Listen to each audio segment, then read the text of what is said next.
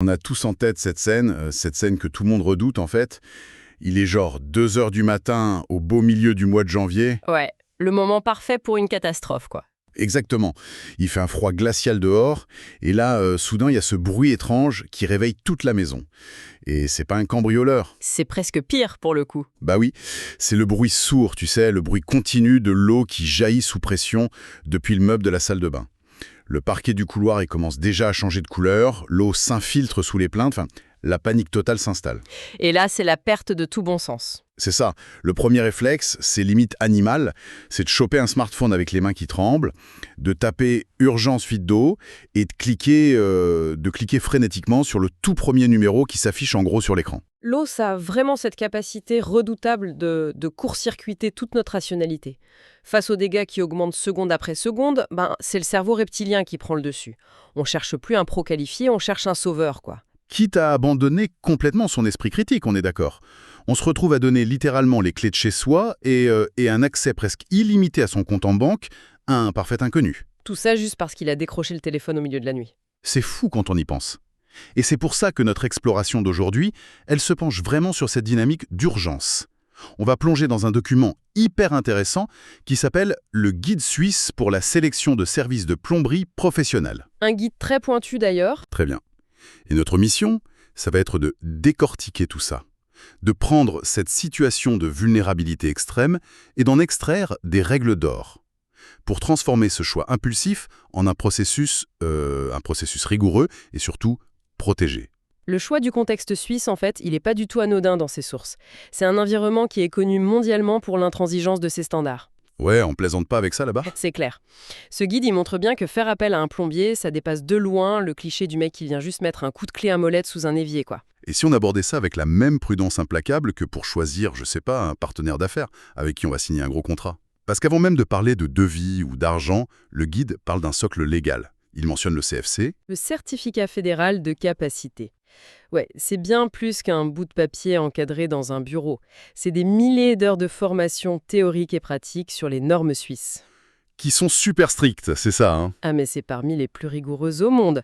Ce diplôme, c'est vraiment le premier filtre. Ça prouve que la personne comprend la mécanique des fluides, oui, mais aussi tout le cadre réglementaire. D'ailleurs, il y a un truc qui m'a pas mal interpellé dans la lecture, c'est l'obligation absolue de respecter les règles de la SSIG, la Société suisse de l'industrie du gaz et des eaux. Oui, un incontournable. Au début, je me suis dit, franchement, est-ce qu'on surcomplique pas un peu le truc? Pourquoi impliquer une société nationale pour un simple robinet qui goûte au bout du couloir? En fait, la réponse, elle est dans la physique même des réseaux. Une installation privée, c'est pas un système isolé. C'est vraiment le point de rencontre critique entre l'eau potable publique, qui doit rester stérile, et les eaux usées qui sont pleines de bactéries. Ouais. Si le plombier n'a pas la bonne formation et qu'il oublie genre un clapet anti-retour, les conséquences peuvent être dramatiques. Attends. Comment une erreur sur mon petit lavabo, ça peut impacter le réseau de toute la ville? À cause de ce qu'on appelle l'effet siphon, ou le retour d'eau. Imagine une baisse de pression subite dans le réseau municipal. Genre quoi? Une panne? Ou juste les pompiers qui ouvrent une bouche d'incendie dans ta rue. Si ton installation ne respecte pas les normes SSIG, cette grosse dépression, elle va littéralement aspirer l'eau de ta baignoire pleine. Oh la vache! Ou l'eau savonneuse de ta machine à laver et ça va la réinjecter direct dans l'eau potable de tout le quartier. C'est un risque sanitaire énorme en fait. Ah ouais, donc la réglementation, elle sert de bouclier pour tout le monde, quoi. C'est pas juste de la paperasse. Exactement. Et on parle même pas des autorisations communales qu'il faut pour modifier les raccordements principaux. On laisse pas n'importe qui toucher aux artères d'un bâtiment. Donc on vérifie le diplôme. Mais le guide, il pousse le truc encore plus loin. Il dit de vérifier l'existence légale de l'entreprise avant même qu'elle n'intervienne. Il parle du numéro IDE sur le registre ZEFIX. L'IDE, oui, le numéro d'identification des entreprises. C'est comme un ADN juridique en Suisse, c'est ça, hein? ZEFIX, c'est l'index central. Et ça m'a fait marrer parce que, au final, vérifier ZEFIX, c'est un peu comme vérifier si une banque a bien sa licence officielle avant de lui donner toutes ses économies, non? C'est une excellente comparaison pour le coup. ZEFIX, c'est un détecteur de fantômes. Les arnaques au dépannage, c'est hyper souvent des sociétés écrans. Des boîtes qui pop et qui disparaissent le lendemain. Voilà, elles facturent des milliers de francs pour un travail horrible, et pouf, plus personne. Une boîte avec un IDE valide sur ZEFIX, elle est ancrée dans le marbre juridique suisse. Ce qui veut dire qu'en cas de pépin, on a quelqu'un vers qui se tourner. On se bat pas contre une entité virtuelle. C'est la base pour pouvoir porter plainte, tout simplement. Sans ça, le client, il a plus qu'à pleurer et payer les dégâts lui-même. Ok, donc le gars existe légalement, il a son diplôme. Là, la dynamique change, on passe à l'argent. Et c'est là que ça peut vite devenir un gouffre financier terrifiant si on fait pas gaffe à la deuxième étape du guide, l'anatomie d'un devis transparent. Et le document est super clair là-dessus. Un vrai pro, il file un devis détaillé avant de donner le moindre coup de tournevis. Un vieux montant griffonné sur un post-it, c'est mort. Faut que ce soit disséqué. Ouais, il faut préciser, c'est quoi se liver? Un diagnostic, caméra, se liver. Un débouchage chimique. Un changement de conduite. Bon, je me fais l'avocat du diable, mais si on se remet à la place du gars inondé à 2 heures du mat, l'eau, elle monte. On a juste envie d'hurler au plombier de couper l'eau. On n'a pas le temps de lire un devis de 3 pages avec des astérisques partout. C'est sûr que l'urgence, ça complique les choses. Mais même en pleine nuit, un artisan honnête, il doit au minimum annoncer ses tarifs de base oralement et clairement ou t'envoyer un petit récap par texto avant de toucher à quoi que ce soit. Il doit séparer les coûts, c'est ça? Strictement. Déplacement, tarif horaire, estimation des pièces et les fameuses majorations d'urgence. Si on sépare pas ça, c'est la porte ouverte à l'extorsion. C'est vrai que signer un devis qui dit juste réparation 1500 francs, c'est comme aller au resto, commander à l'aveugle et recevoir une addition avec juste le mot nourriture pour 300 balles. C'est exactement ça. Personne n'accepterait de ne pas savoir le prix de l'entrée ou du vin, donc pourquoi l'accepter pour sa tuyauterie? Surtout qu'il y a un détail de facturation super spécifique à la Suisse, dans le guide, un truc qui sert de test de détecteur de mensonges. C'est la gestion des déchets. Ah oui, le recyclage, c'est un point crucial. Ça m'a fasciné parce que, franchement, dans notre tête, quand le plombier embarque les vieux tuyaux rouillés ou le lavabo cassé, ça disparaît par magie. On se pose jamais la question. Alors que la réalité, c'est que la Suisse a des normes de tri parmi les plus dures au monde. Se débarrasser de céramique, de vieux tuyaux en plomb ou pire, d'amiante, ça se fait en déchetterie spécialisée. Et ça se paye au poids, j'imagine. Au poids, oui, et ça peut coûter une fortune. Donc le mauvais artisan, il fait quoi? Il oublie ce coût dans le devis pour paraître moins cher et paf, il te le rajoute à la fin. Ou alors il balance ça dans la forêt. C'est souvent l'un ou l'autre, malheureusement. Un artisan qui inclut d'office le coût du recyclage écologique dans son premier devis, en t'expliquant les taxes, il te prouve sa probité. C'est un énorme marqueur de confiance. Ok, donc le devis est nickel, le mec est légal, la fuite est réparée. Fin de l'histoire, on va se recoucher. Et non, pas du tout. Bah oui, le guide explique que la vraie valeur du plombier, elle se voit des mois, voire des années après son départ. C'est le fameux filet de sécurité. L'intervention, c'est que la pointe de l'iceberg. Le vrai truc, c'est la gestion du risque. Déjà, l'assurance responsabilité civile. S'il casse un truc, Voilà, un coup de perceuse dans une canalisation encastrée ou une étincelle de soudure qui fout le feu dans le mur. Les dégâts peuvent coûter des dizaines de milliers de francs. Il faut exiger son attestation d'assurance avant qu'il commence. donc on demande au plombier d'être technicien, comptable pour le devis, et maintenant juriste et assureur. Le guide y parle aussi de l'article 371 du Code des obligations suisses. C'est vraiment la clé de voûte, cet article 361. Ça impose une garantie légale usuelle de 2 ans minimum sur les travaux et les matériaux. C'est pas une option, c'est la loi. Et concrètement, comment ça protège le client au quotidien, cette loi? C'est quoi la mécanique derrière? C'est un transfert de risque. Vu qu'il est responsable pendant 2 ans, faire du bricolage avec des pièces bas de gamme, c'est du suicide financier pour lui. Ah, parce que si la pièce lâche, il doit tout refaire. Exactement. Si un clapet bon marché pète après 1 an, l'article 361 l'oblige à revenir, démonter, remplacer et tout réinstaller à ses frais. Temps de trajet et main-d'œuvre inclus. D'accord, c'est un levier économique massif en fait. Il a aucun intérêt à faire du mauvais boulot, ça boufferait toute sa marge. Du coup, les bons pros refusent souvent d'installer un robinet que tu as acheté à bas prix sur Internet.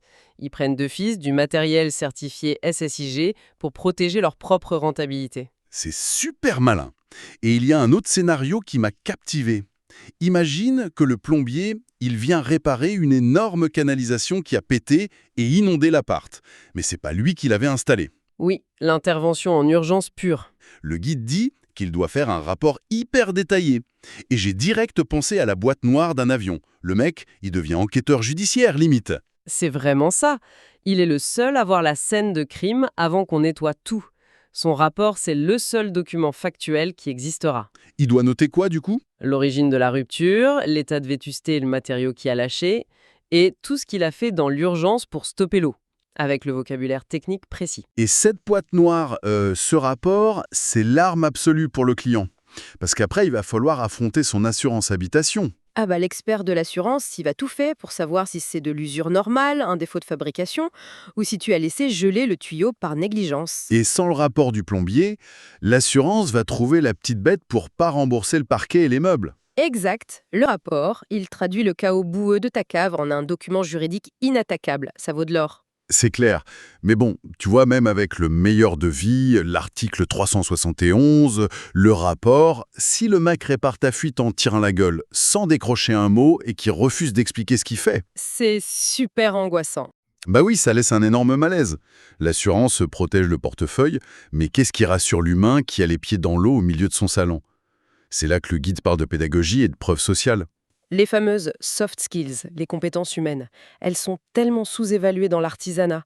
Un vrai plombier de haut niveau, il doit savoir verbaliser. Expliquer pourquoi il fait les choses. Voilà, pourquoi il choisit du multicouche plutôt que du cuivre, pourquoi ce robinet-là va mieux résister au calcaire de la région. Ça me fait penser au médecin, en fait.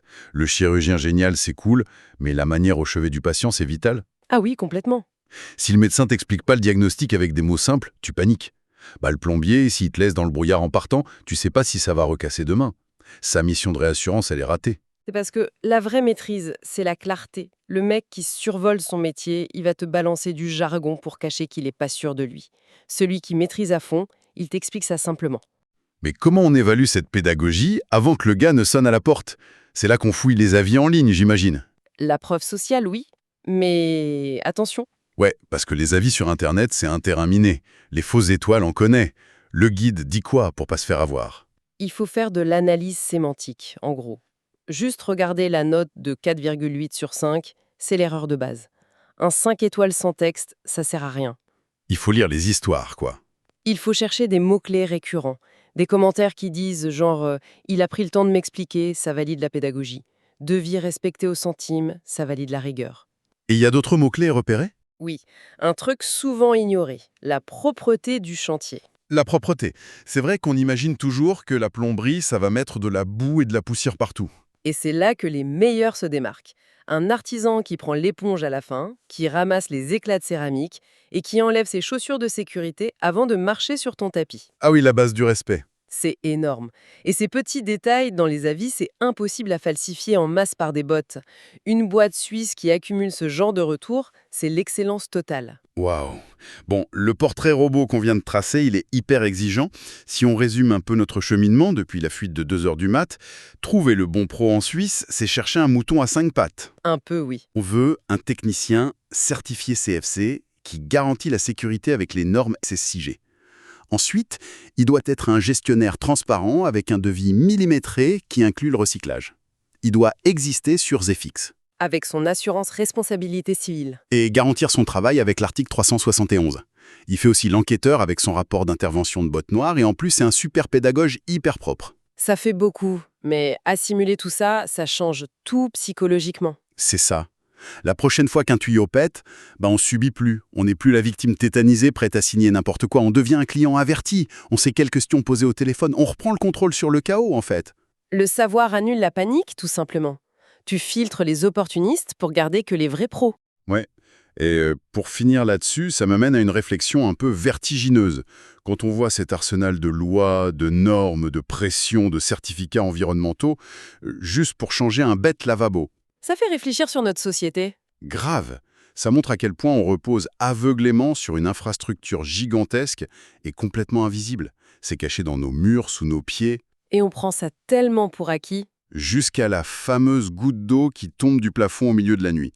L'illusion d'autonomie s'effondre direct. On réalise notre dépendance totale à ces artisans ultra spécialisés pour maintenir notre petit confort moderne. Franchement, ça laisse songeur la prochaine fois qu'on tourne un banal robinet d'eau chaude. Ah, ça c'est clair qu'on le regardera plus de la même façon.